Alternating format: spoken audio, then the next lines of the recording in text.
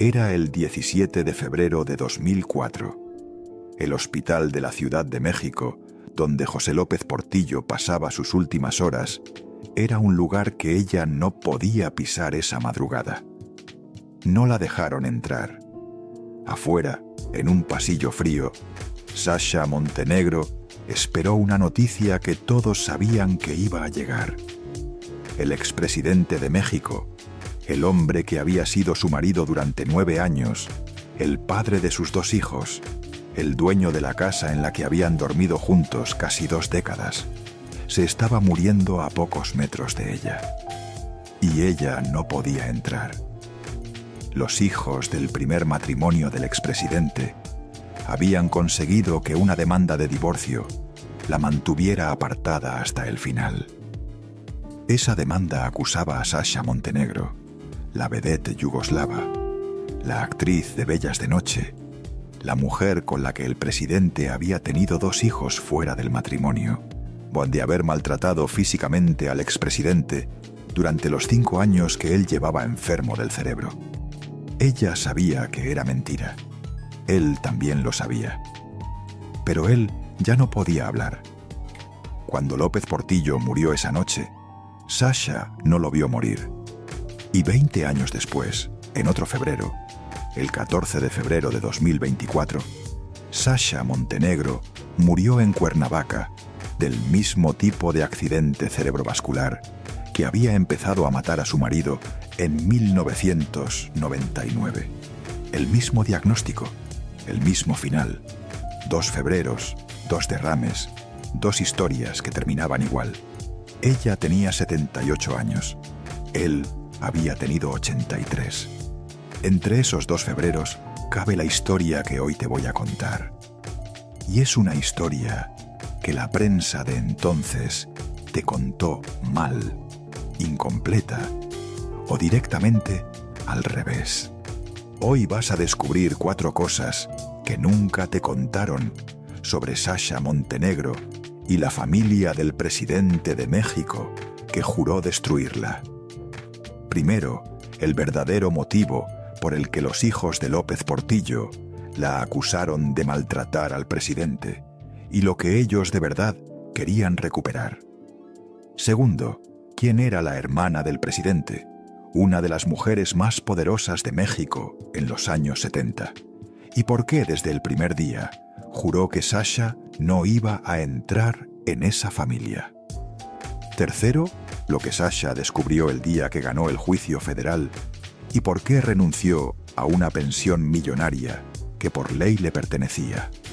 Y cuarto, ¿qué pasó con la Colina del Perro, la mansión de Coajimalpa por la que se pelearon 2 familias durante 20 años? ¿Y por qué ni siquiera sus propios hijos pudieron vivir en paz en ella? Te voy a avisar cuando llegue cada una. Pero para entender cómo llegamos al hospital de esa noche de febrero, necesitas conocer el México que hizo posible esta historia.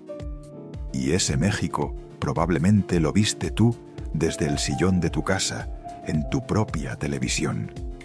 Si naciste en los años 50 o 60, si vivías en México o veías el cine mexicano desde Estados Unidos, desde Argentina, desde Colombia, desde cualquier rincón de América Latina, tú la viste. No en una sola película, en decenas. Sasha Montenegro era el rostro que dominaba las pantallas de los cines de barrio en los años 70 y 80.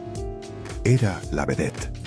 Era la rubia rarísima, de pómulos altos, de mirada extranjera, que entraba en escena en películas como Bellas de Noche, como Fe, Esperanza y Caridad, como Pedro Navaja, como La vida difícil de una mujer fácil, como Santo contra la magia negra, a más de 50 películas, algunas horrorosas, muchas olvidables. Pero ella siempre brillaba adentro. Ella era la única razón por la que se acordaba alguna gente de que esas películas habían existido. Lo que tú no sabías, y lo que casi nadie sabía en aquella época, era que Sasha Montenegro ni siquiera se llamaba Sasha Montenegro. Su nombre real era Alexandra Achimovich Popovich. Nació en Bari, Italia, el 20 de enero de 1946, justo al terminar la Segunda Guerra Mundial. Sus padres eran yugoslavos, de familia montenegrina, un nombre que ella después adoptó como apellido artístico. Antes de cumplir 2 años, la familia emigró a Argentina, huyendo de la Yugoslavia comunista. Ahí creció, ahí aprendió español. Y a los 25 años, con una oferta de cine en la mano, que cruzó el continente en barco y llegó a México en 1971, sin saber absolutamente nada de la política mexicana, ni de los apellidos que dominaban el país, ni del hombre que 13 años después le cambiaría la vida para siempre. Esa es la mujer que necesitas ver ahora mismo en tu cabeza. Una muchacha de 25 años, extranjera, sin familia en México, sin padrinos, sin contactos. Una belleza yugoslava que empezó a ganarse la vida haciendo películas de ficheras, las películas eróticas de bajo presupuesto que dominaban los cines mexicanos en los 70. Tú las conoces, tú las viste en la televisión los domingos por la tarde, cuando ponían los ciclos de cine mexicano. Esos escotes que hoy parecen inocentes, pero que en 1975 eran casi un pecado mortal. Esa manera de bailar que era puro teatro. Esa voz con acento argentino que la delataba como extranjera en cada frase. Recuerda ese detalle, ese acento. Aparecerá otra vez y será una de las cosas que la familia del presidente le echará en cara durante años. Imagínatela esos años. Departamento rentado en la colonia Narvarte. Un coche usado. Horarios de trabajo que empezaban a las 5 de la mañana, cuando la hacían pasar por maquillaje para que a las 6 ya estuviera sobre el set, en pleno rodaje. Comidas recalentadas entre toma y toma. Mañanas enteras bailando frente a un director que gritaba, bajo focos calientes, en estudios improvisados en antiguas bodegas del sur de la ciudad. Así se hacían esas películas de ficheras. Así se hicieron los clásicos que hoy llenan los canales de nostalgia. Ese era el trabajo de Sasha Montenegro en los 70. No era glamour, era oficio duro y mal pagado. Era salir a las 11 de la noche del estudio y manejar sola de regreso a casa, con el maquillaje todavía pegado a la cara. Ella no era parte de ninguna camarilla, no iba a fiestas de Televisa, no se dejaba fotografiar con políticos. Era, entre las vedettes de su generación, la rara, la que no se adaptaba, la que hablaba con acento, la que había estudiado algunos años en Buenos Aires y leía libros entre toma y toma. Esa rareza la marcó dentro del medio. La hizo respetada, pero también aislada. No tenía padrinos, no tenía red. Y cuando todo se complicara años después, esa falta de red iba a pesar. En la televisión mexicana de esos años, tú la viste en programas como Siempre en Domingo, con Raúl Velasco, y en donde las vedettes eran invitadas a cantar o bailar, mientras el conductor les hacía comentarios que hoy nos parecerían humillantes. Sasha resistía esos comentarios con una sonrisa que ya era resistencia. Aparecía, cantaba, bailaba y se iba. Nunca dio de qué hablar. Nunca se dejó grabar en escándalos. Era, como la describió un periodista de espectáculos de la época, la vedette más correcta del mundo de las vedettes. Pero en México, ser correcta cuando te dedicas al cine de ficheras no te salva de las etiquetas. Las etiquetas te caen encima, aunque no las merezcas. Tú la viste en la televisión. Tú la viste en los cines. Tú conocías su cara. Lo que no sabías era la clase de mundo que envolvía al cine mexicano en esa época. Un mundo que tenía nombre y apellido. Y uno de esos apellidos era López Portillo. Porque el cine mexicano de los 70 No era un mercado libre. No era un mundo donde una actriz trabajaba, cobraba y se iba a su casa. El cine mexicano, desde 1976, cuando José López Portillo llegó a la presidencia, quedó en manos de una sola persona. Y esa persona era la hermana del presidente, Margarita López Portillo y Pacheco, nacida en Guadalajara en 1914. Una mujer de 62 años cuando su hermano llegó al poder.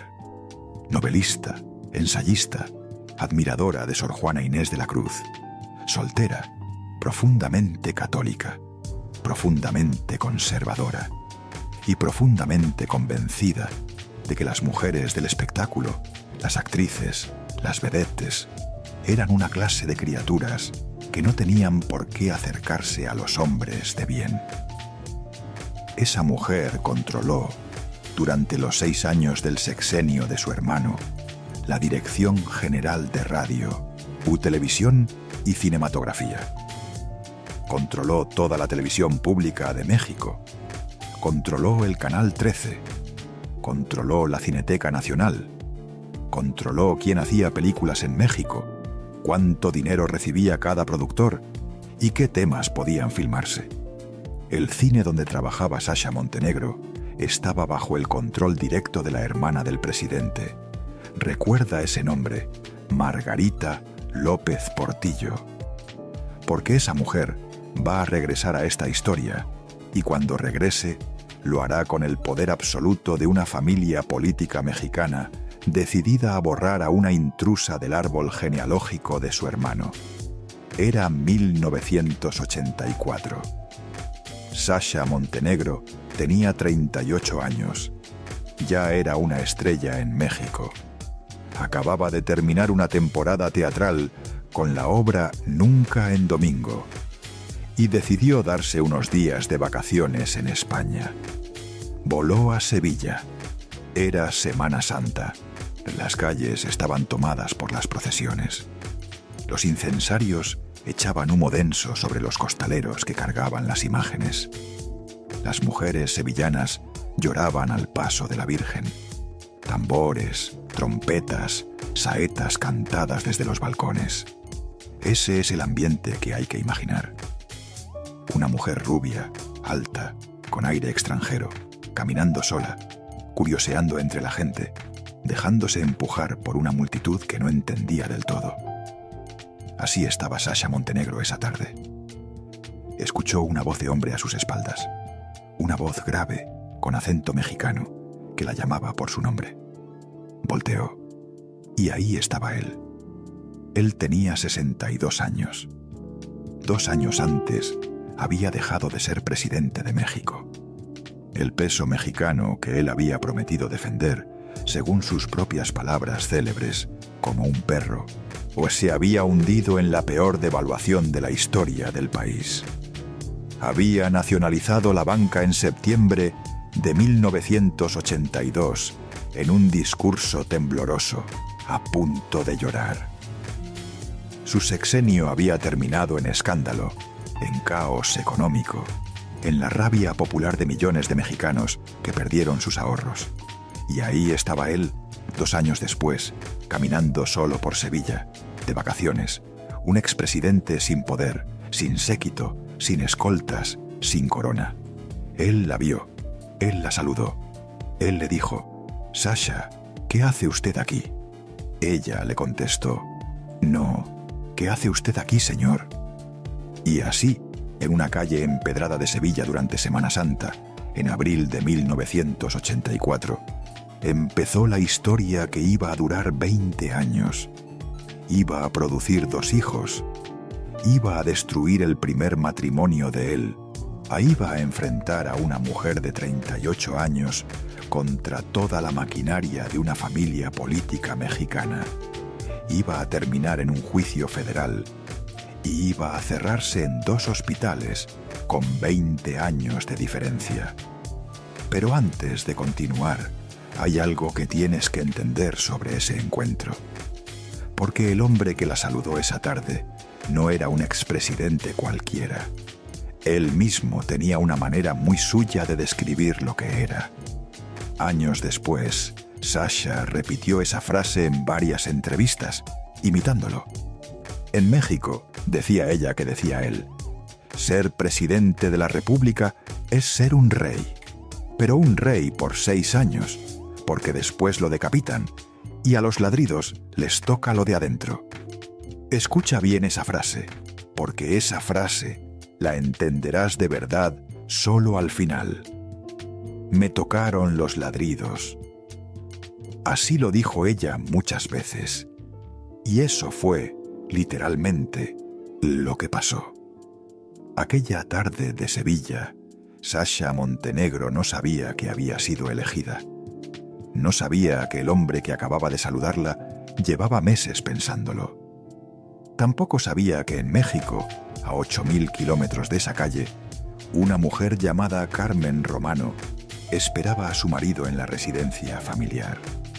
Carmen Romano era la primera dama de México durante el sexenio anterior, la esposa oficial de José López Portillo, madre de sus 3 hijos, compañera de décadas, hija de una familia bien de la capital, pianista, melómana, patrona del arte. Carmen Romano había sido el gran amor de su vida hasta ese momento. Y aunque el matrimonio ya estaba frío, aunque ya dormían en habitaciones separadas, aunque Carmen sabía que su marido tenía aventuras, todavía era la esposa oficial. Todavía era la madre. Todavía era el apellido. Te recuerda ese nombre también, Carmen Romano. Fue la primera víctima concreta de esta historia, aunque tú probablemente nunca la hayas visto de esa manera. Porque los 3 hijos que ella tuvo con López Portillo se llamaban José Ramón, Carmen Beatriz y Paulina, y esos 3 hijos, 20 años después, iban a ser los encargados de ejecutar la venganza contra la mujer que su padre había elegido en lugar de su madre. Vale la pena detenerse un momento en Carmen Romano, porque casi nadie habla de ella como lo que fue. Una mujer destruida públicamente, mientras su marido, ya fuera del poder, tenía hijos con otra. Carmen había sido, según los que la trataron, una mujer refinada. Tocaba el piano, amaba la música clásica. Como primera dama, creó el programa cultural más ambicioso de los años 70 en México. Llevó a orquestas europeas al Palacio de Bellas Artes. Promovió a jóvenes pianistas mexicanos. Era, también, una mujer con fama de difícil, de exigente, de temperamento fuerte. Pero ninguna de esas cosas justificaba lo que le pasó en los años 80. Se enteró de la existencia de Nabila por los periódicos. Se enteró de la existencia de Alexander, 2 años después, por la misma vía. Y durante años vivió en la casa familiar, sabiendo que su marido tenía otra vida paralela, con una mujer más joven, en otra ciudad, con otros hijos. La humillación pública de Carmen Romano es uno de los capítulos menos contados de la historia política mexicana de los 80. Porque mientras ella seguía siendo oficialmente la esposa del expresidente, mientras seguía asistiendo a eventos sociales y culturales con el apellido López Portillo, en las páginas de sociales de las revistas empezaban a aparecer fotos de Sasha Montenegro con una bebé en brazos. Carmen leía esas revistas. Carmen las cerraba. Carmen seguía adelante. Cuando finalmente López Portillo le pidió el divorcio en 1991, ella no lo impugnó. Firmó. Se retiró a su casa. Dejó que su marido se casara con la vedette yugoslava sin salir a pelear en los medios. Esa dignidad, que pocos le reconocieron, es lo que la convierte en la primera víctima real de esta historia. Y también, sin quererlo, en la razón emocional que usarían sus 3 hijos para justificar, años después, la demanda contra Sasha. Lo que nadie sabía esa tarde de Sevilla es que el hombre que había llamado a Sasha por su nombre ya había tomado una decisión en esa calle. Una decisión que iba a costar su matrimonio de 30 años. Fue la carrera de una vedette yugoslava y al final, cuando todo se derrumbara en el último año de su vida, iba a costar también la paz de su familia durante las 2 décadas siguientes. Para entender lo que vino después, necesitas conocer cómo funcionaba el poder presidencial en México en los años 70 y 80. Y necesitas conocerlo como la realidad que vivían las mujeres que entraban a ese círculo, no como un dato de libro. El presidente mexicano en aquellos años era algo que hoy ya no existe. No era un funcionario, era un monarca con fecha de caducidad. Durante 6 años, un hombre tenía en sus manos el país entero. Los gobernadores, los jueces, los medios, los sindicatos, los empresarios, todos dependían de él. Él escogía a su sucesor con un dedo, en un proceso secreto que la prensa llamaba el dedazo. No había reelección, pero mientras duraban los 6 años, todo lo que decía el presidente se hacía. Todo lo que quería el presidente se conseguía. Todo lo que le molestaba al presidente desaparecía. Y a sus costados había siempre una red familiar, una red de hermanos, cuñados, primos, compadres que ocupaban puestos clave. Era lo que los mexicanos llamaban el nepotismo. Y en el sexenio de José López Portillo, ese nepotismo alcanzó un nivel que incluso la prensa de la época, con todo lo controlada que estaba, no pudo ignorar. El hijo del presidente, José Ramón López Portillo, fue nombrado por su propio padre como subsecretario de Programación y Presupuesto.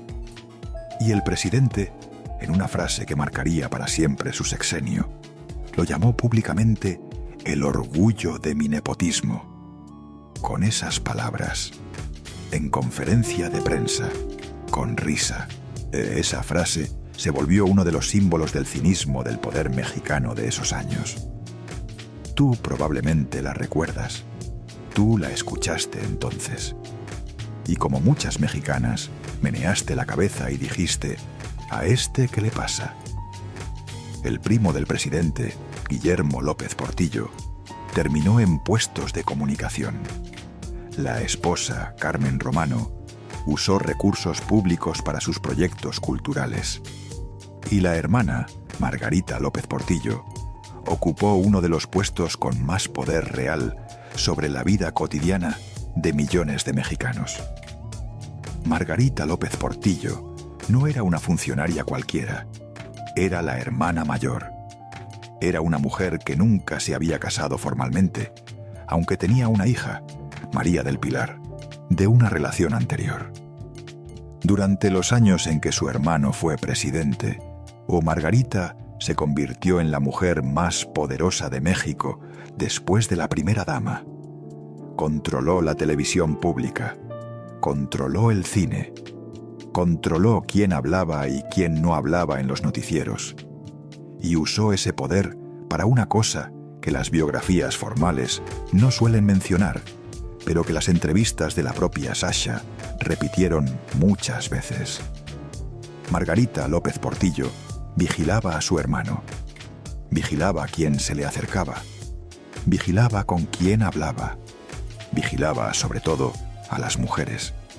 En una entrevista del año 2013 con el periodista Gustavo Adolfo Infante, Sasha Montenegro lo dijo con estas mismas palabras: Margarita ha sido una mujer que siempre estuvo en contra de todas las mujeres que se acercaran a su hermano. Eso no era una sospecha, era la experiencia de una mujer que tuvo que convivir con esa hermana durante 2 décadas.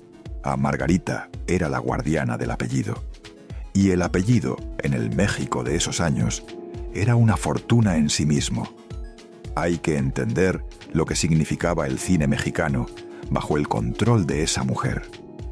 Margarita impulsó lo que ella llamaba el regreso al cine familiar. En teoría, una buena idea. En la práctica, el intento fue un desastre. Desmanteló las estructuras que el sexenio anterior había creado para apoyar al cine de autor. Dejó sin presupuesto a los directores serios. Y mientras tanto, en paralelo, la industria privada mexicana se llenó de películas de ficheras, películas de bajo costo, de gran picardía, que se filmaban en una semana y recaudaban mucho dinero. El cine de Sasha Montenegro. Ese cine. Hay aquí una ironía que vale la pena que guardes. La hermana del presidente que en 1984 le odiaba a que su hermano tuviera una relación con una actriz del cine de ficheras. Era la misma mujer que en los años previos, desde el gobierno, había permitido que ese cine floreciera casi sin control. Sasha Montenegro había construido su fama bajo la dirección indirecta de Margarita López Portillo. Y ahora Margarita no quería que esa mujer entrara a su casa. El cine de ficheras, además, tenía un precio alto para quienes lo protagonizaban. Las actrices ganaban poco. Los horarios eran brutales, las condiciones de trabajo pésimas. Y la prensa rosa se encargaba de marcar a cualquier vedette como una mujer fácil, como una oportunista, como alguien que no merecía respeto. Así funcionaba ese sistema. Usaba a las mujeres para generar dinero y después las desechaba con la etiqueta de vedette. O quizá tú conoces a alguien que dio todo por su trabajo, años de su vida, su juventud, su cuerpo, y al final la industria le dijo: «Gracias, ya no sirves». Quizá esa persona eres tú, en un trabajo distinto, en otra profesión. Lo que le pasó a Sasha Montenegro es exactamente eso, pero con una cámara encima y con un apellido presidencial decidido a apagar su luz. Aquí viene lo primero que te prometí, el verdadero motivo por el que la familia del presidente la acusó de maltratarlo.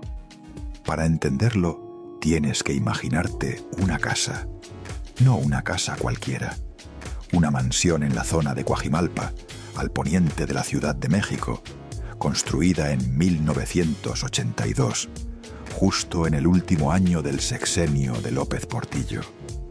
Una casa rodeada de jardines, de árboles, de muros altos.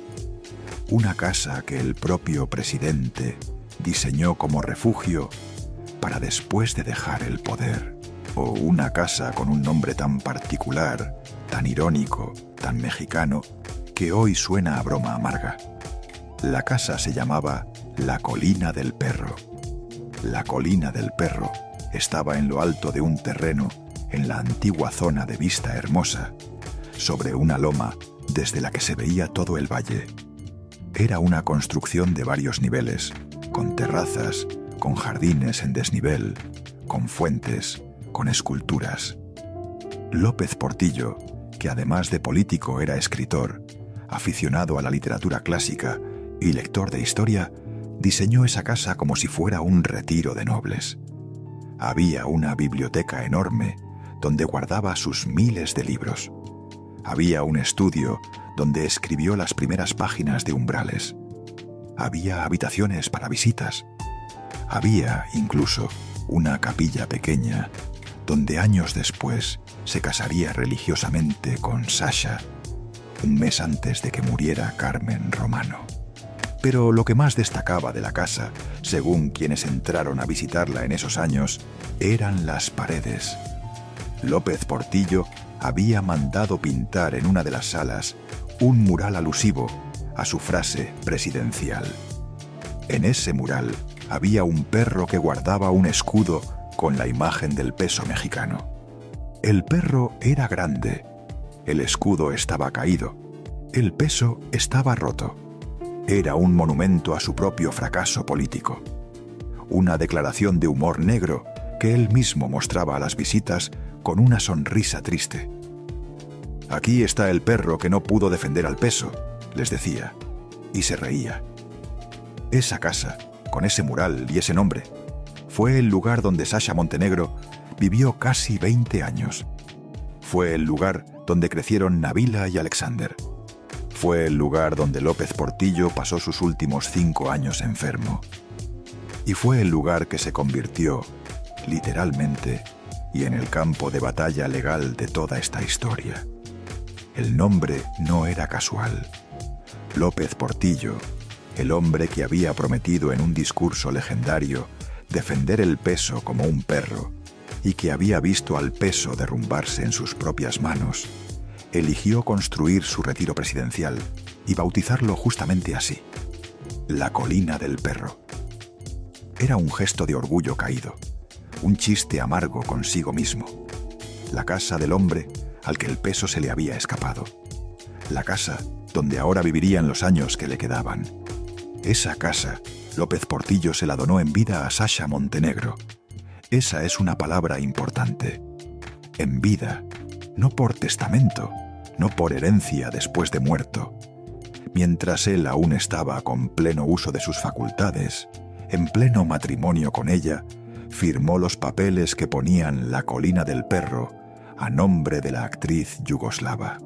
Fue su manera de asegurarse de que ella tuviera un techo cuando él ya no estuviera. De que los hijos que habían tenido, Nabila y Alexander, crecieran en ese jardín.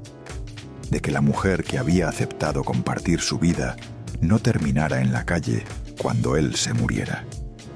Lo que él no sabía, o lo que prefirió no ver, es que esa donación iba a convertirse en la bomba que estallaría al final. Porque la Colina del Perro era, literalmente, el patrimonio más importante del expresidente. Los 3 hijos del primer matrimonio, José Ramón, Carmen Beatriz y Paulina, la querían. Era la casa de la familia. Era el legado. Era también una propiedad millonaria en una zona privilegiada de la Ciudad de México. Y los 3 hijos de Carmen Romano no estaban dispuestos a que esa casa quedara en manos de la vedette yugoslava, que según ellos, había destruido el matrimonio de sus padres. Cuando López Portillo sufrió su infarto cerebral en 1999, la batalla empezó en serio. El hombre que había donado esa casa ya no podía hablar con claridad, ya no podía firmar con facilidad, ya no podía defender sus decisiones. Y en ese estado, los 3 hijos del primer matrimonio, junto con su tía Margarita López Portillo, empezaron a orquestar una demanda que iba a cambiar la historia. Lo que llegaría a los juzgados en 2004 no era un divorcio por amor perdido. Era una demanda con una acusación durísima. La acusación era que Sasha Montenegro golpeaba al expresidente, que lo maltrataba, que su salud se había deteriorado por la violencia de ella. Pero el documento que fundamentaba esa demanda, según las entrevistas posteriores de Sasha, tenía un detalle que revelaba el motivo real. En esa demanda se pedía revertir la donación de la Colina del Perro. En sus propias palabras, como le contó al programa En Compañía de años después, lo hicieron porque querían recuperar la Colina del Perro que José me había donado en vida. Ahí está. Ese era el verdadero motivo. El bienestar del padre no figuraba en los papeles. El maltrato tampoco. La casa sí. Y mientras ellos movían esa demanda, ella cuidaba a López Portillo en casa. Mientras Margarita López Portillo movía sus contactos, Sasha le daba de comer al expresidente con cuchara. Mientras los 3 hijos presentaban documentos, Sasha lo bañaba, lo vestía, lo acompañaba al médico. 5 años así, desde 1999 hasta 2004. La mujer a la que acusaban de golpearlo era la misma mujer que no se había movido de su lado durante todos esos años. Pero lo que nadie sabía en 2004 es que la demanda iba a llegar al hospital el mismo día que él se estaba muriendo. Y cuando él muriera, esa demanda iba a quedar abierta, sin resolver, colgando sobre la cabeza de Sasha como una sentencia. Pero para entender cómo se llegó a ese hospital, hay que retroceder 15 años. Hay que volver a los años 90. Hay que meterse en la Casa de los Pinos, en el Palacio Nacional, en las residencias oficiales de México, para ver cómo funcionaba de verdad la familia López Portillo. Porque lo que vas a descubrir ahora te va a cambiar la idea que tenías del presidente. 2 años después del encuentro en Sevilla, en enero de 1985, Sasha Montenegro dio a luz a su primera hija. La niña se llamó Nabila, un nombre de origen árabe que significa noble. López Portillo eligió ese nombre. Sasha estaba todavía soltera. Él seguía casado con Carmen Romano. Y la prensa mexicana, con todas las restricciones que tenía en aquellos años, empezó a publicar los primeros rumores. En México existía entonces una regla no escrita entre el poder político y la prensa. Se llamaba entre periodistas el pacto de silencio. Los presidentes y los expresidentes podían tener amantes, hijos fuera del matrimonio, casas secretas, lo que fuera. Y la prensa, salvo en revistas muy específicas, no tocaba esos temas. El pacto no escrito decía: la vida privada de los hombres de poder no se publica. Se sabe, se murmura, pero no se imprime. El nacimiento de Nabila en 1985 rompió ese pacto. Porque una cosa era tener una amante en un departamento del centro, y otra, muy distinta, era tener una hija con una de las vedettes más famosas del cine mexicano. Eso no se podía ocultar, y ahí empezó el calvario. Los 3 hijos del primer matrimonio, que tenían entonces alrededor de 28, 26 y 24 años, se enteraron antes que la prensa. Carmen Romano, la madre, también, y la casa familiar se volvió un campo de batalla. La pelea no fue solo por el adulterio. La pelea fue por el apellido. Porque la bebé Nabila, aunque había nacido fuera del matrimonio, tenía derecho por ley a usar el apellido López Portillo. Y eso, para los 3 hijos legítimos, era intolerable. Compartir el apellido de su padre con la hija de una vedette yugoslava. Ahí entró Margarita López Portillo, la hermana del expresidente. Y ahí entró también el verdadero poder. Porque Margarita no iba a permitir que esa bebé llevara el apellido de su hermano sin una batalla. Según cuentan personas que estuvieron cerca de la familia en esos años, Margarita habló con abogados, con jueces, con amigos en el gobierno. Movió contactos, usó favores viejos. Intentó durante años que esa niña no tuviera derecho legal a nada. No lo consiguió. Porque lo que los López Portillo no previeron es que Sasha Montenegro, aunque fuera extranjera, aunque fuera vedette, aunque fuera huérfana de padrinos políticos, había tenido el cuidado de llevar todo el procedimiento legal al día. Nabila fue registrada con el apellido del padre. Y el padre, el expresidente de México, firmó los papeles. Ni la hermana ni los hijos pudieron borrar eso. 2 años después, en 1987, nació Alexander, el segundo hijo. Esta vez ni siquiera hubo esfuerzo por esconderlo. La familia del expresidente había perdido la primera batalla. Ahora venía la segunda. Durante los años que siguieron, Sasha y López Portillo llevaron una vida paralela que la prensa rosa reducía a titulares sensacionalistas, pero que, puertas adentro, era mucho más tranquila de lo que se contaba. Él, ya retirado de la política activa, dedicaba las mañanas a escribir. Estaba trabajando en sus memorias, que publicaría años después, bajo el título Umbrales.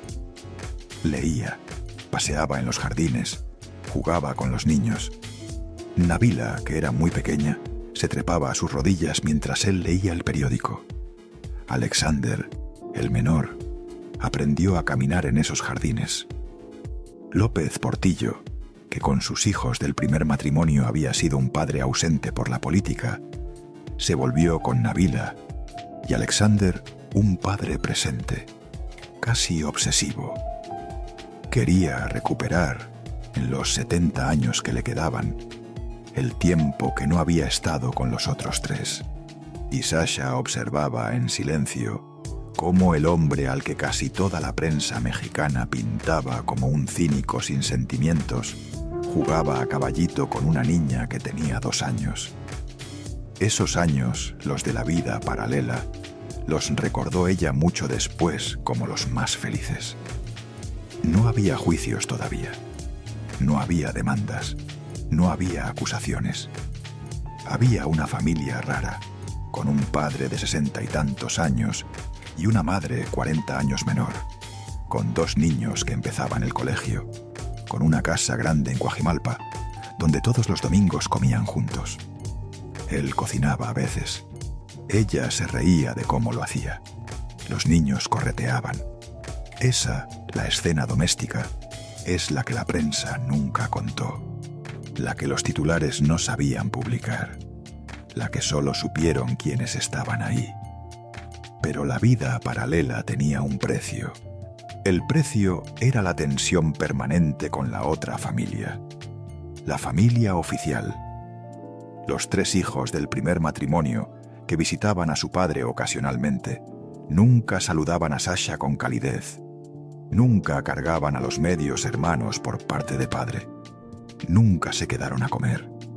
Era, por parte de ellos, un desprecio silencioso pero constante.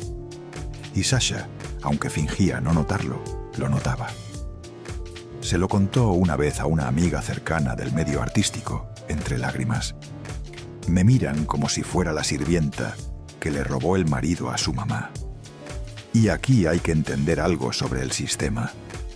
Porque el sistema del que estamos hablando, el sistema de la familia presidencial mexicana, tiene reglas muy específicas para estos casos. La esposa oficial nunca se divorcia. La amante nunca se reconoce. Los hijos fuera del matrimonio reciben apoyo económico, pero no presencia pública. Y todo el asunto se arrastra hasta que alguien se muere. Ese era el protocolo. Así funcionaban estas cosas en México desde hacía décadas. López Portillo rompió el protocolo. En 1991, 9 años después de dejar la presidencia, 10 años después de su famoso discurso del peso, 6 años después del nacimiento de Nabila, 4 años después del nacimiento de Alexander, el expresidente José López Portillo tomó una decisión que escandalizó a su familia entera. Se divorció de Carmen Romano. Y 4 años más tarde, en 1995, se casó por la vía civil con Sasha Montenegro. Carmen Romano, la primera dama, la madre de sus 3 hijos, la compañera de toda una vida, fue sustituida oficialmente. El apellido de López Portillo pasó a manos de una mujer nueva. Y los 3 hijos legítimos tuvieron que asistir, furiosos, a un proceso que durante años habían intentado detener. Hay un detalle en esta historia que casi nadie recuerda, pero que es crucial para entender lo que vino después. Carmen Romano murió el 9 de mayo del año 2000, tras una larga batalla contra el cáncer. 5 semanas después, el 16 de junio del mismo año 2000, Sasha Montenegro y José López Portillo se casaron por la iglesia. La boda religiosa, el paso final, el reconocimiento ante Dios. 5 semanas después del entierro de la primera esposa. A los ojos de la familia católica mexicana, Carmen Romano había sido sustituida no solo legalmente, sino también espiritualmente, 5 semanas después de haberse ido. La ceremonia religiosa se realizó en la capilla privada de la Colina del Perro. Fue pequeña, fueron pocos invitados. Nabila tenía 15 años. Alexander tenía 13. Los dos hijos cargaron los anillos.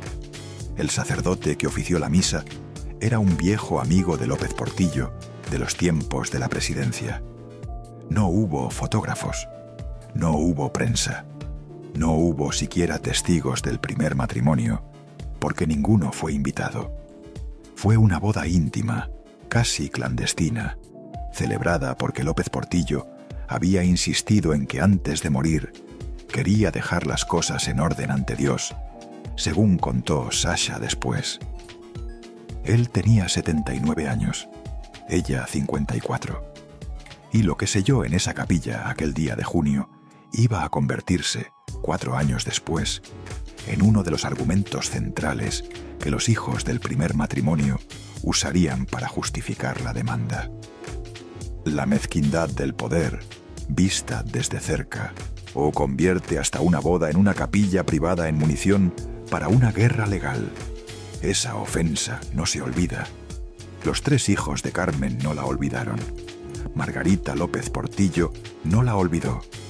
La espera comenzó entonces, la espera de la venganza. Porque en noviembre de 1999, López Portillo había sufrido el primer infarto cerebral. Tenía 78 años. El accidente lo dejó debilitado, con movilidad reducida, con problemas para hablar con claridad. A partir de ese momento, empezó el conteo. Todos en la familia sabían que ya no le quedaba mucho, y todos se empezaron a preparar para lo que iba a venir después. Lo que nadie sabía, ni siquiera Sasha, era que los próximos 5 años iban a ser un infierno documentado con precisión por los tribunales mexicanos. Aquí viene lo segundo que te prometí. ¿De quién era la hermana del presidente que juró destruir a Sasha desde el primer día? ¿Y qué puesto había ocupado en el aparato de poder mexicano? Tienes que entender lo que era Margarita López Portillo para un país como México en los años 70 y 80. Para eso, déjame contarte una historia que la historia oficial de México recuerda muy bien, aunque la haya tratado de olvidar. Era el 24 de marzo de 1982. En el último año del sexenio de su hermano, Margarita López Portillo dirigía la Cineteca Nacional como parte de sus funciones al frente de radio, televisión y cinematografía. La Cineteca era el templo del cine mexicano. Ahí se guardaba la memoria fílmica del país. Más de 6.000 títulos, películas únicas, documentales históricos, originales de la época de oro, dibujos del cineasta ruso Sergei Eisenstein, originales de Diego Rivera. Era el archivo fílmico más importante de América Latina. Esa tarde, mientras en una sala de la Cineteca se proyectaba la película La Tierra de la gran promesa del polaco Andrzej Wajda, un incendio empezó en las bóvedas donde se guardaban las películas viejas de nitrato, un material altamente inflamable. El fuego se propagó. Explotaron las bóvedas. El edificio entero ardió durante horas. Cuando los bomberos llegaron, ya no había casi nada que salvar. En ese incendio murieron por lo menos 5 personas. Hubo decenas de heridos. Se perdieron, según los reportes oficiales, más de 6.000 títulos de cine mexicano. La memoria fílmica del país quedó reducida a cenizas en una sola tarde. Tú quizá recuerdas ese incendio. Tú quizá lo viste en el noticiero de Jacobo Zabludovsky. Tú quizá te preguntaste, como se preguntaba medio México, o cómo era posible que algo así ocurriera en la capital del país. La responsable política de esa tragedia era Margarita López Portillo, la hermana del presidente, la mujer que controlaba la Cineteca, la mujer que había permitido que se almacenaran películas de nitrato sin las condiciones de seguridad mínimas. La mujer que, cuando un diputado federal del Congreso le pidió los nombres de los responsables, contestó, según el acta, Nadie presenta cuentas en este país. ¿Por qué las hemos de presentar nosotros? Nadie presenta cuentas. Esas 3 palabras resumen quién era Margarita López Portillo. Y resumen también el sistema en el que se formó. Ella no fue destituida. Ella no fue procesada. Ella no pagó ningún precio por la pérdida del patrimonio fílmico de México. Renunció un solo funcionario, Jorge Durán Chávez, un director de cinematografía. Margarita siguió en su puesto hasta el final del sexenio. Y cuando su hermano dejó el poder en diciembre de 1982, ella se retiró tranquilamente a escribir novelas sobre Sor Juana Inés de la Cruz. Esa es la mujer que estaba detrás de la demanda contra Sasha Montenegro 22 años después. Una mujer acostumbrada a no rendir cuentas. Una mujer que había visto arder la memoria fílmica de México y había contestado con una pregunta cínica. Una mujer que creía, con la convicción de una católica conservadora, que las vedettes no debían casarse con presidentes. Y esa mujer le dijo a Sasha, en varias ocasiones, que no la quería en la familia. Se lo dijo en la cara. Se lo hizo saber en reuniones, en comidas, en conversaciones con los sobrinos, una y otra vez. Margarita López Portillo fue, como la propia Sasha diría años después, el obstáculo principal en esa casa, el veto permanente, la voz que susurraba al oído del expresidente todos los días, durante todos los años, que aquella mujer yugoslava no era la que debía llevar el apellido. Hay una anécdota que Sasha contó más de una vez y que resume el tipo de relación que tuvo con Margarita.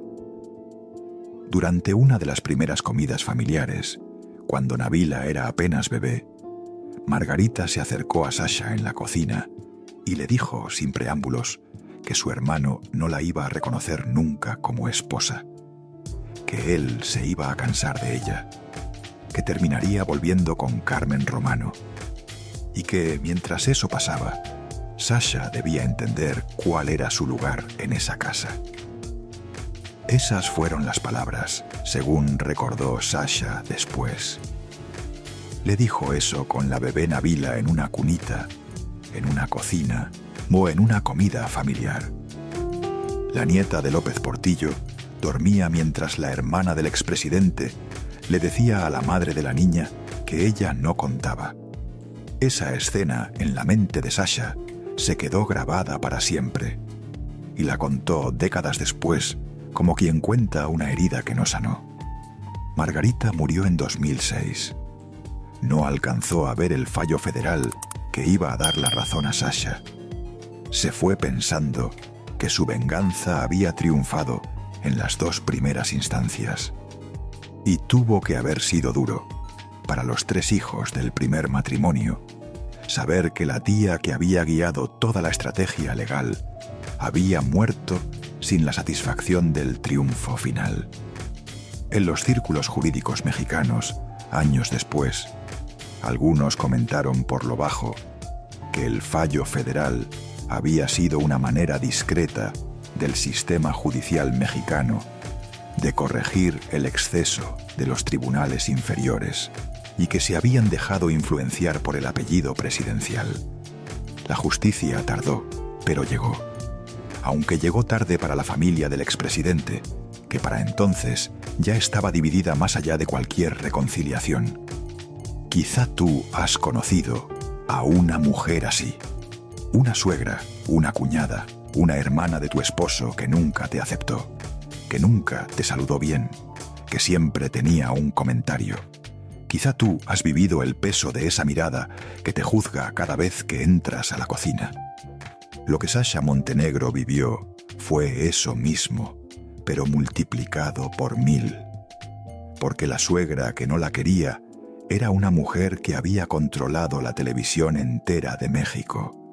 La presión de la familia tuvo efectos que hoy, con distancia, se pueden ver con claridad. Sasha no dejó el cine por gusto. Lo dejó porque la presión se volvió insoportable.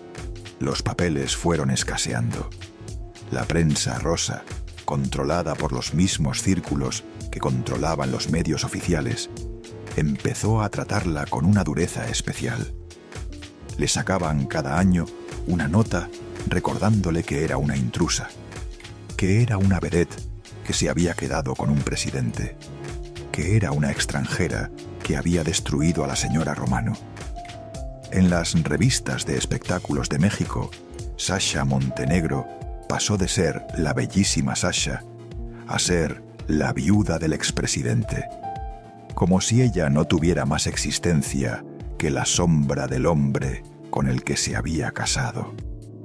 Antes de continuar con lo que pasó en los juzgados, quiero que hagas memoria de algo. Si tú tenías 30 o 40 años en los años 80, tú viviste la devaluación de 1982. Tú perdiste ahorros, tú perdiste la confianza en el peso. Hoy tú viste a millones de mexicanos salir a la calle furiosos, porque el hombre que había dicho que iba a defender esa moneda como un perro, la había dejado caer al suelo. Ese hombre es el mismo hombre del que estamos hablando. José López Portillo, el del discurso del perro, el del discurso temblando en septiembre de 1982, anunciando la nacionalización de la banca. El mismo. Y Sasha Montenegro, la vedette yugoslava, cuidó a ese hombre durante los últimos 5 años de su vida. Lo cuidó cuando ya no podía caminar bien. Lo cuidó cuando ya no podía hablar bien. Lo cuidó cuando los 3 hijos del primer matrimonio, que nunca se habían llevado bien con ella, empezaron a aparecer por la casa con papeles, con preguntas, con acusaciones disfrazadas de preocupación. Hay un detalle documentado por varios medios mexicanos que retrata exactamente el tipo de vigilancia que tenía Sasha en esos años. Cada vez que alguno de los 3 hijos del primer matrimonio visitaba la casa, lo hacía con un notario o con un testigo. Cada conversación con el expresidente quedaba, si era posible, grabada o anotada. No iban a visitar al padre enfermo. Iban a construir el expediente. El expediente que en 2004 iba a llegar a los juzgados con la acusación de que Sasha golpeaba al expresidente. En el año 2003, la presión aumentó. Sasha empezó a recibir en su casa visitas legales que ella no esperaba.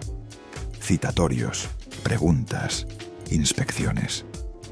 Por primera vez en 18 años de relación, sintió que la tenían acorralada. Le contó a su hija Nabila, que para entonces tenía 18 años, que algo se estaba preparando. Se lo contó también a sus pocas amigas cercanas en el medio artístico. Y lo que respondió el medio artístico mexicano fue el silencio. Porque meterse con una familia presidencial en México, aunque el presidente ya no fuera presidente, era un suicidio profesional. Nadie movió un dedo para defenderla. Nadie publicó una nota que dijera: «Aguanten, parece que están atacando a esta mujer injustamente». El silencio. Ese silencio que tú conoces tan bien. El silencio que acompaña siempre a las mujeres que molestan al poder. Quienes conocieron a Sasha en esos meses finales del 2003 la describen como una mujer que ya no se parecía a la vedette glamurosa que había dominado las pantallas del cine mexicano. Había adelgazado, dormía poco, se había teñido el pelo oscuro, lejos del rubio que la había hecho famosa, y cuidaba a su marido enfermo con una devoción que la vaciaba por dentro. Un hombre de 82 años, con secuelas de un infarto cerebral, no es un enfermo fácil. Hay momentos lúcidos y momentos de confusión. Hay días tranquilos y noches agitadas. Hay esfínteres que ya no responden, comidas que hay que triturar, medicamentos que hay que administrar en horarios exactos. Todo eso lo hizo Sasha, a veces con ayuda, a veces sola. Y mientras tanto, los abogados contratados por los hijos del primer matrimonio construían en paralelo el expediente que iba a llegar a los tribunales en enero de 2004. Hay un detalle de esos meses finales que la propia Sasha mencionó en una entrevista posterior. Ella tenía que documentar, con testigos, cualquier intervención que hacía en la casa. Un cambio de tuberías, una reparación del techo o una compra de muebles nuevos. Cualquier gasto podía ser presentado después, en el juicio, como uso indebido del patrimonio del expresidente. Así que vivía como si tuviera una cámara detrás en todo momento. Vivía bajo sospecha, en su propia casa, con su propio marido agonizando en la habitación de al lado. Esa es la escena que tienes que guardar. Esa mujer, sola, cuidando a un hombre muy enfermo, rodeada de expedientes que se armaban contra ella, sin nadie en el medio artístico que levantara la voz por ella. Esa era Sasha Montenegro en los últimos meses antes de la muerte de su marido. Y en ese silencio, en el último año de la vida de su esposo, Sasha entendió que la pelea no iba a terminar cuando él muriera. La pelea iba a empezar de verdad ese día. Si estas historias te importan, si sientes que estas vidas no deben olvidarse, o si crees que las mujeres que fueron silenciadas por apellidos poderosos merecen que alguien cuente lo que de verdad les pasó, suscríbete a este canal, activa la campanita, deja un comentario abajo con el nombre de tu estado, de tu ciudad, del lugar desde donde estás escuchando. Esta familia crece gracias a ti. Y cada historia que contamos, cada nombre que recuperamos, cada mujer que dejamos de ser invisible, le debe mucho a la gente que nos comparte y nos defiende. Gracias por estar ahí. Gracias por escuchar hasta el final. Ahora continuamos, porque lo que viene es el juicio. El 17 de febrero de 2004, José López Portillo murió en el Hospital Español de la Ciudad de México. Tenía 83 años. La causa oficial fue complicaciones por neumonía, derivadas del deterioro que arrastraba desde el infarto cerebral de 1999. Pero lo que pasó en los meses anteriores y lo que pasó después de su muerte es una de las partes más documentadas y menos contadas de esta historia.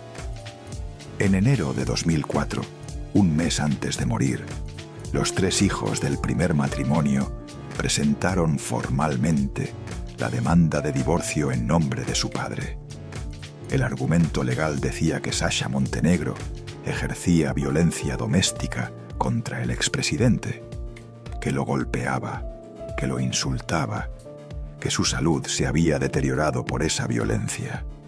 La demanda iba acompañada de testimonios de personas cercanas, de médicos que habían atendido al expresidente, de empleados domésticos, y pedía, como consecuencia del divorcio, la devolución inmediata de los bienes donados, entre ellos la colina del perro. El problema legal era obvio. En enero de 2004, y José López Portillo ya no podía firmar una demanda de divorcio por sí mismo. Ya no podía hablar con claridad. Ya no tenía, según informes médicos posteriores, la capacidad plena para tomar decisiones legales de ese calado. Entonces, ¿quién firmaba la demanda? La firmaba él, con la asistencia de sus hijos.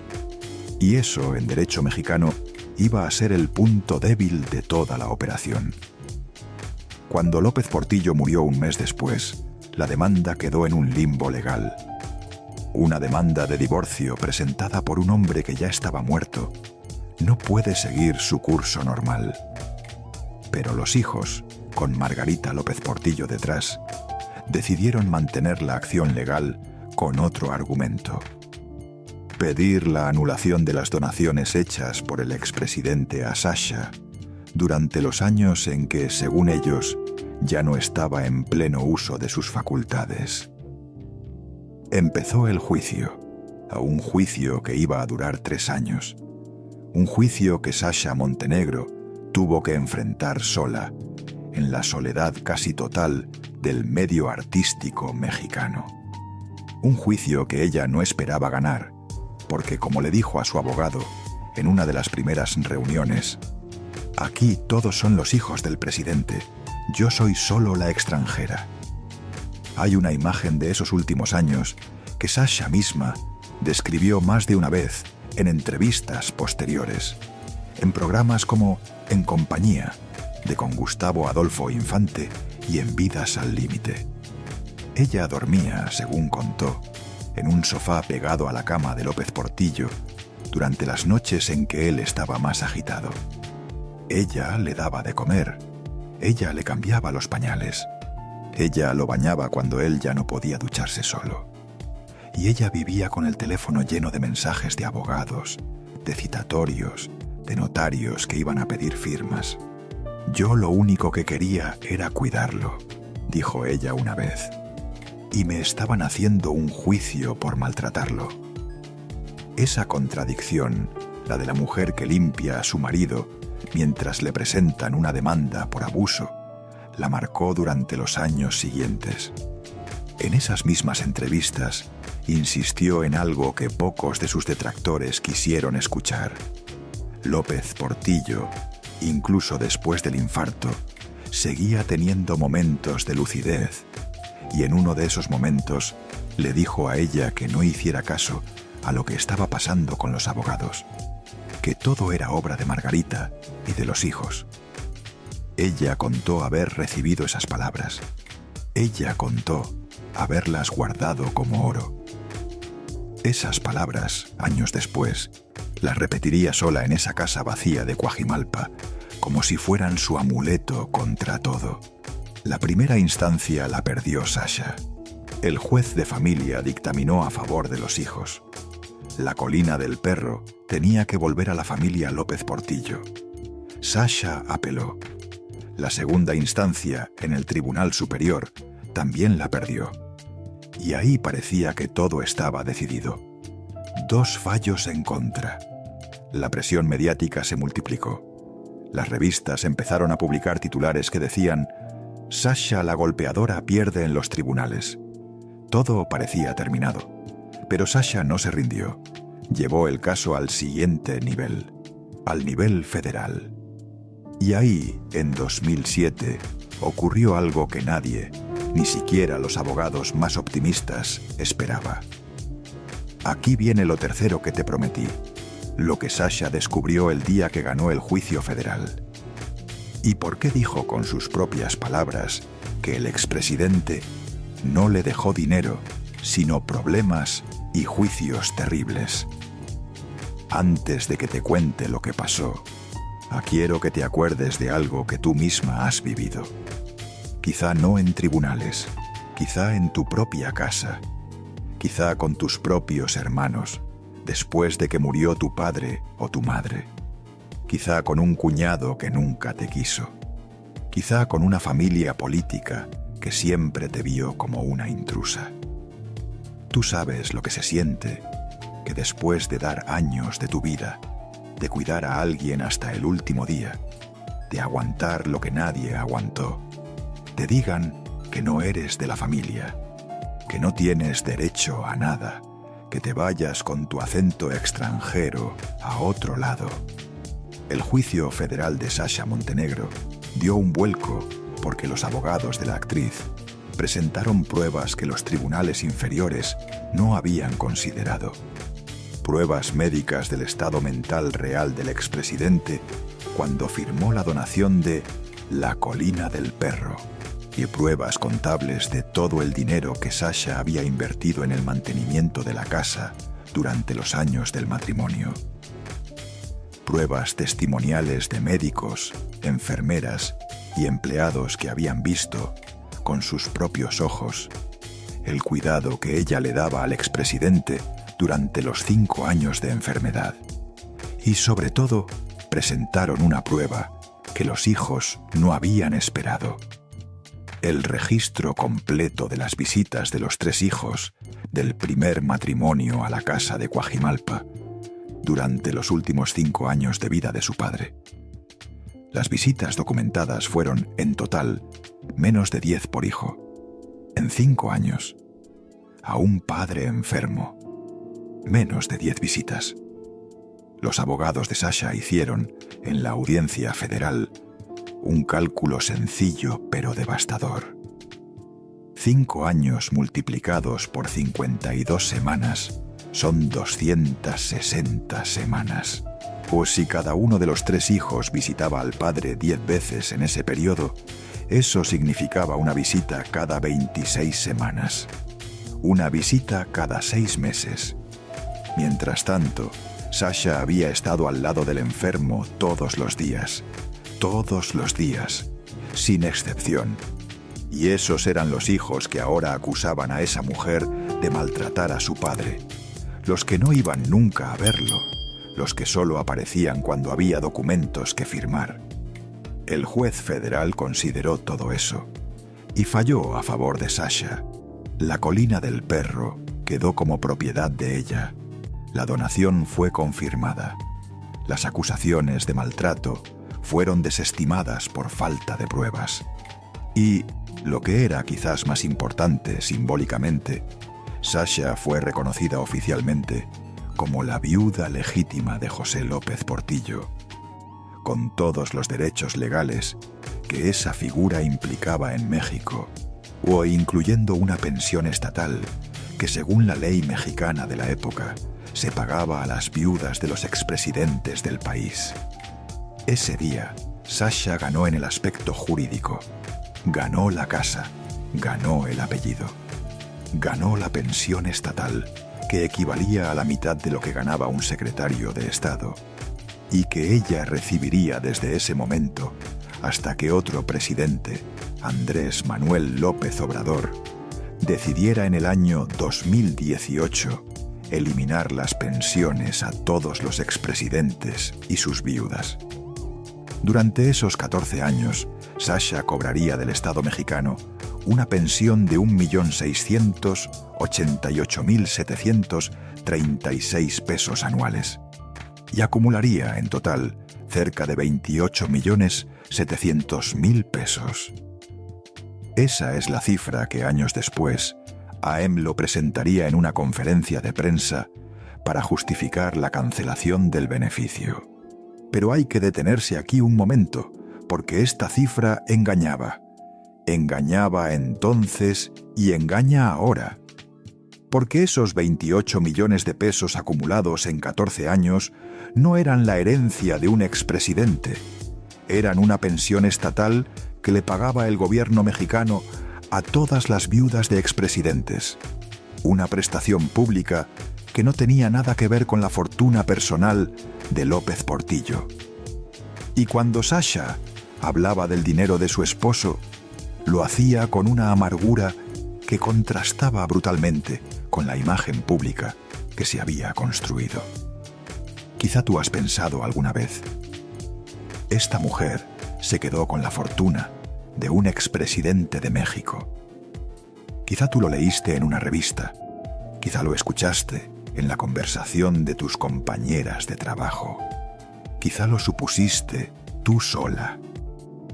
Lo que tú no sabías es que la propia Sasha Montenegro, mientras cierta prensa seguía repitiendo la etiqueta de cazafortunas, lo desmintió con sus propias palabras en entrevistas públicas. Escucha bien lo que ella misma dijo, porque esto cambia todo. En una entrevista dada años después del juicio, cuando le preguntaron qué le había dejado el expresidente como herencia privada, Sasha fue tajante. No me dejó dinero, dijo. Me dejó problemas y juicios terribles. Con esas palabras, documentadas, publicadas por varios medios mexicanos, la viuda del expresidente más cuestionado de los años 80 resumió su paso por esa familia en una frase de 9 palabras. Ni oro, ni mansiones múltiples, ni cuentas escondidas en Suiza. Problemas y juicios. La fortuna privada de López Portillo, la que él había amasado durante décadas en la política mexicana, se la quedaron los 3 hijos del primer matrimonio. Eso es lo que nadie termina de entender sobre esta historia. La Colina del Perro, que era una propiedad concreta, una casa con papeles a nombre de ella, esa sí la conservó. Pero todo lo demás, todas las inversiones, todas las cuentas, todos los bienes que López Portillo había acumulado como presidente de México, quedaron fuera del alcance de Sasha. Y ella no peleó por esa fortuna. Renunció a seguir batallando por esa parte de la herencia. Porque para pelear esa parte, hubiera tenido que abrir otro juicio, otra ronda de demandas, otra etapa de desgaste público. Y ella, a los 60 y pocos años, con 2 hijos que querían tener vidas normales, dijo: «Basta. Quizá tú has tomado una decisión como esa en tu vida. Quizá tú dejaste de pelear por algo que legalmente era tuyo a cambio de paz. Y quizá tú te dijiste: no vale la pena seguir en esto, aunque me lo deban. Y quizá alguien en tu familia te dijo que eras tonta, que te estabas dejando, que debías exigir hasta el último centavo. Pero tú sabías que la paz valía más que la victoria económica». Eso hizo Sasha Montenegro con la herencia privada del expresidente. Exactamente eso.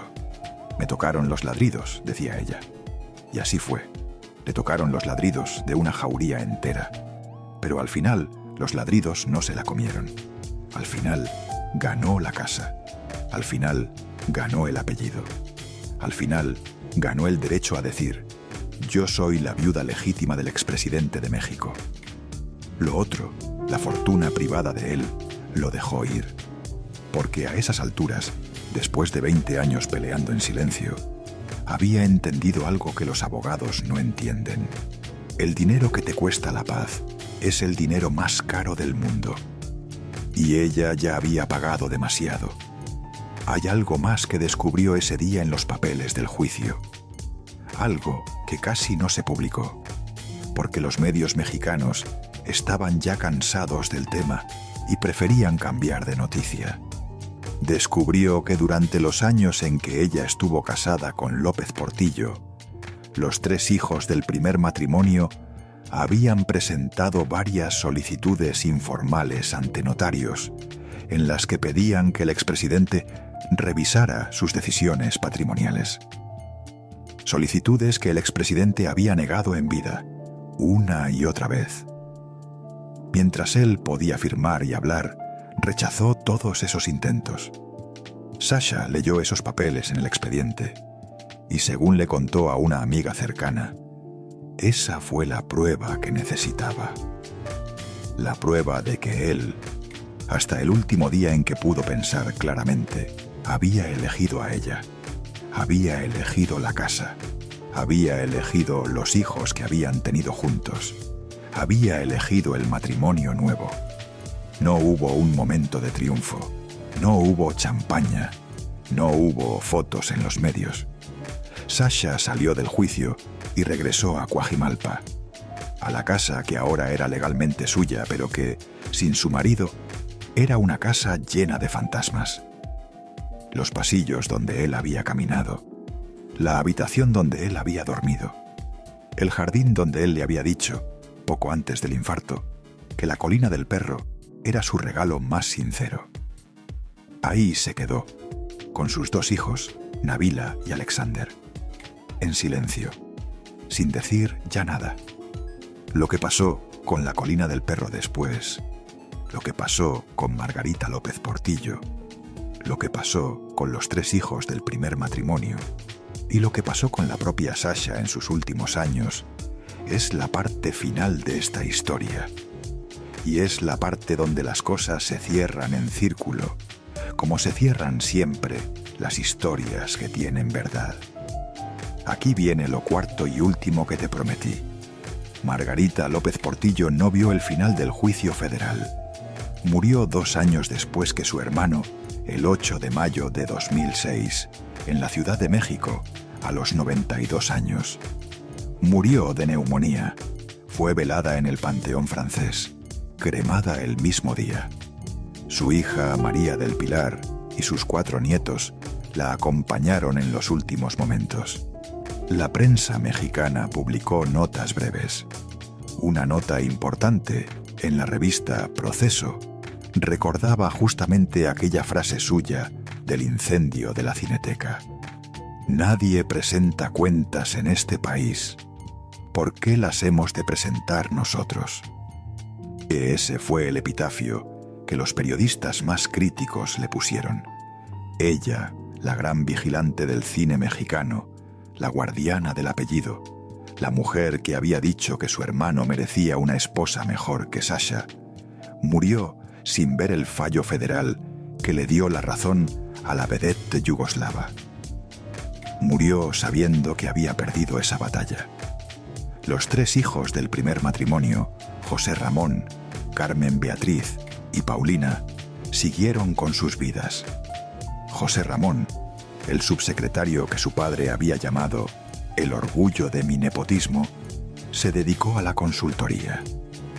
Carmen Beatriz y Paulina mantuvieron un perfil bajo, apareciendo ocasionalmente en eventos sociales y culturales. Ninguno de los 3 publicó nunca unas memorias con su versión de los hechos. Ninguno de los 3 dio una entrevista extensa defendiendo la demanda contra Sasha. El silencio que ellos guardaron después del fallo federal es, quizás, la prueba indirecta más clara de que el juicio no tenía los fundamentos que aparentaba tener. Sasha Montenegro se retiró del cine y de los medios. En los años siguientes al fallo federal, se mudó progresivamente a una casa más pequeña en Cuernavaca. La Colina del Perro se fue quedando sola, sin el expresidente que la había construido, sin el cuidado diario que ella había puesto durante años. Los jardines se descuidaron, las habitaciones se cerraron.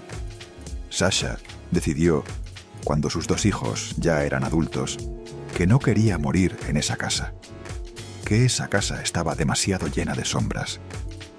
Nabila López Portillo, la hija mayor, se volvió artista plástica. Sus obras se exhibieron en galerías mexicanas y en algunas muestras internacionales. Mantuvo siempre un perfil muy discreto.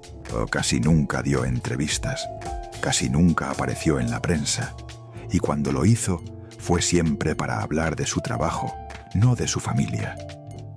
Alexander López Portillo, el hijo menor, se dedicó a la administración de los negocios familiares. Su vida también fue discreta. En 2014 tuvo un problema legal menor en Guaymas, Sonora, por conducir alcoholizado. La prensa mexicana aprovechó para sacar de nuevo la vieja historia de la familia. Sasha no comentó nada. Pagó lo que había que pagar. Cerró el asunto. En los últimos años de su vida, Sasha Montenegro vivió retirada, pintando, escribiendo a ratos, recibiendo a pocos amigos, cuidando a sus 2 hijos cuando la visitaban. Le diagnosticaron cáncer pulmonar poco antes de morir. Los médicos le dijeron que tenía meses. Ella le dijo a su hija Nabila que quería irse tranquila, sin ruido, sin periodistas y sin la familia del primer matrimonio, aprovechando el momento para salir a decir cualquier cosa. Nabila lo prometió y lo cumplió. En esos últimos años, varios periodistas intentaron entrevistarla. Querían su versión de la historia, ya lejos del juicio, ya muerta Margarita, ya envejecidos los 3 hijos del primer matrimonio. Sasha se negó a casi todas las entrevistas. A los pocos que aceptó recibir, les dio mensajes escuetos. Dijo, una vez, que había escrito un libro de memorias, pero que no lo iba a publicar en vida, porque no quería darle a la prensa mexicana otro motivo para revivir el morbo viejo. Dijo, otra vez, que estaba en paz, que había perdonado a todos, que no guardaba rencor. Pero también dijo, y esto es lo que más conmovió a quienes la escucharon, que si tuviera que volver a vivir su vida, lo volvería a hacer igual. «Pone todo menos casarme», matizó riéndose. «Eso no me hacía falta. La casa sí, el apellido sí, los hijos sí. El matrimonio, según ella, era lo único que podría haberse ahorrado, porque el matrimonio fue justamente lo que desencadenó la guerra final». Hay quien se pregunta, leyendo esta historia, si Sasha Montenegro fue ingenua, si no debió haber previsto que al entrar al círculo de un expresidente iba a chocar con una familia entera que no la iba a aceptar. La respuesta, si uno escucha con cuidado sus entrevistas, es que ella sabía exactamente dónde se estaba metiendo. Lo dijo muchas veces. Sabía que los hijos de López Portillo no la iban a querer. Sabía que la prensa rosa la iba a maltratar. Sabía que iba a tener que aguantar años de desprecios. Lo que no sabía, a lo que nadie puede saber cuando decide casarse con un hombre 40 años mayor, es que iba a tener que pelear en tribunales los últimos años de su vida la casa donde había criado a sus hijos. El 14 de febrero de 2024, día de San Valentín, Sasha Montenegro sufrió un derrame cerebral en su casa de Cuernavaca. Murió pocas horas después. Tenía 78 años. El paralelismo con la muerte de su marido es imposible de ignorar. López Portillo había muerto en febrero de 2004 tras 5 años, con secuelas de un infarto cerebral. Sasha murió en febrero de 2024 por un accidente cerebrovascular fulminante. 20 años exactos entre una muerte y la otra. El mismo mes, el mismo tipo de diagnóstico. La mujer que lo había cuidado a él durante su enfermedad cerebral terminó muriendo de lo mismo, exactamente 20 años después. Como si el cuerpo hubiera guardado el tipo de herida que había cuidado tantas noches y al final se hubiera roto por el mismo lugar. Nabila fue quien confirmó el fallecimiento a la prensa. Fue escueta, fue breve, cumplió la promesa. Los hijos del primer matrimonio no hicieron declaraciones. La Colina del Perro siguió y sigue bajo administración de los 2 hijos de Sasha. Ni los herederos del primer matrimonio, ni los del segundo, han salido a pelear por ella públicamente desde entonces. 20 años de pleitos, y la casa terminó quedándose donde López Portillo quiso que quedara, en manos de la mujer que él eligió, y después de ella, en manos de los hijos que tuvieron juntos. Nabila cumplió 40 años el mes anterior al fallecimiento de su madre. Alexander ya tenía 37. Los dos, cuando la prensa intentó sacarles declaraciones durante los días del velorio, contestaron con una sola frase: «Respeten la memoria de nuestra madre». Esa frase, firme y corta, fue la última batalla que los 2 hijos de Sasha libraron contra el morbo de la prensa mexicana. Y la ganaron. La prensa, por primera vez en 40 años, respetó. No publicó titulares sensacionalistas. No volvió a desenterrar los viejos pleitos. Le dio a Sasha, al final, la dignidad de un silencio que ella había buscado todos los años anteriores y que el sistema le había negado. Hay un detalle que cierra la historia de una manera que casi parece inventada, pero que está documentado. Durante los años de enfermedad de López Portillo, él dictó unas memorias, pequeñas, fragmentarias, un libro que tituló Umbrales. En ese libro se cuenta su versión del encuentro con Sasha en Sevilla. Su versión es ligeramente distinta a la de ella. Él dice que no fue casualidad, que ya la conocía desde antes, que la vio y decidió acercarse porque llevaba tiempo pensando en hablarle. Su versión tiene un tono de novela, de cuento romántico, construido por un hombre viejo, recordando a la mujer que eligió al final de su vida. Dos versiones del mismo encuentro. La de ella, casual, en una procesión de Semana Santa. La de él, premeditada, con meses de preparación. La verdad, como siempre en estas historias, está probablemente en el medio. Pero lo que importa no es la exactitud del encuentro. Lo que importa es lo que ese encuentro produjo durante las 2 décadas siguientes. Tú la viste en la pantalla, en los años 70. Tú la viste brillar, o tú la viste convertirse en la vedette más famosa de México. Tú la viste aparecer después, en los años 90, al lado del expresidente en alguna fotografía social.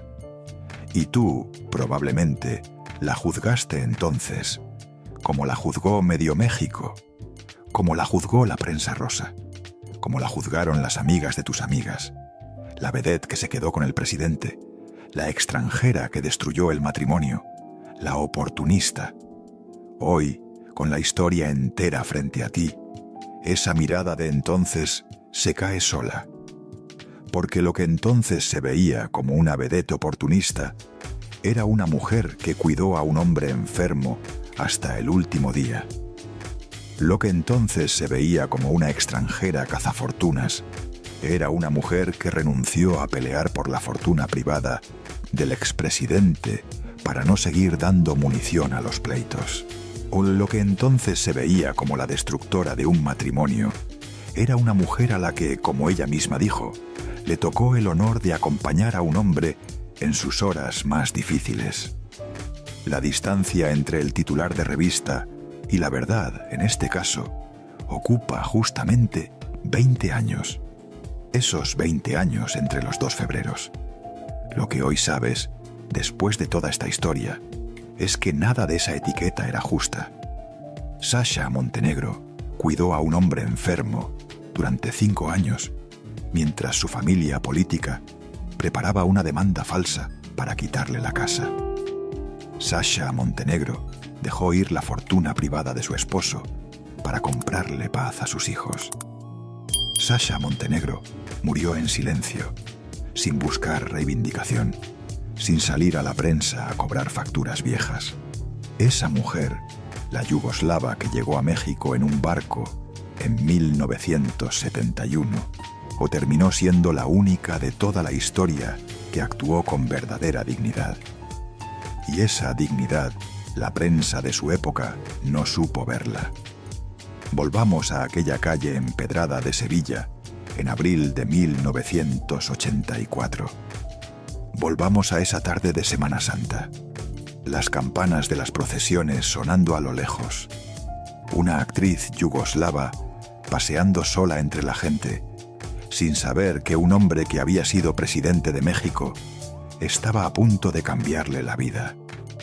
Un hombre que había prometido defender al peso mexicano como un perro y que había visto al peso derrumbarse en sus propias manos. Un hombre que construyó una casa y la llamó La Colina del Perro, como quien pone un nombre de advertencia a su propia historia.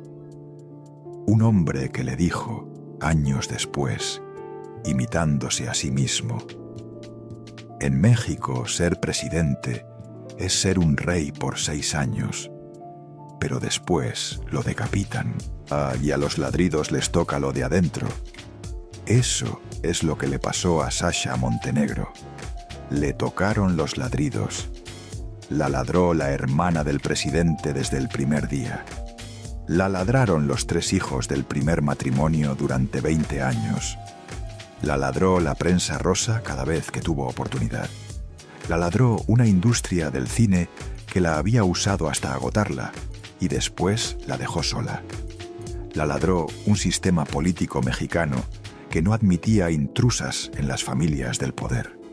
Pero al final, Sasha Montenegro se quedó con la casa, se quedó con el apellido, se quedó con los hijos y se quedó también con la frase que le había regalado el hombre que amó. La frase que ella repitió muchas veces como si fuera un pequeño epitafio. Me tocaron los ladridos. Así terminaba ella sus entrevistas sobre esa etapa de su vida. Me tocaron los ladridos. Y después sonreía, con esa sonrisa amarga y digna de quien ya ha aprendido a reírse de las mordidas viejas.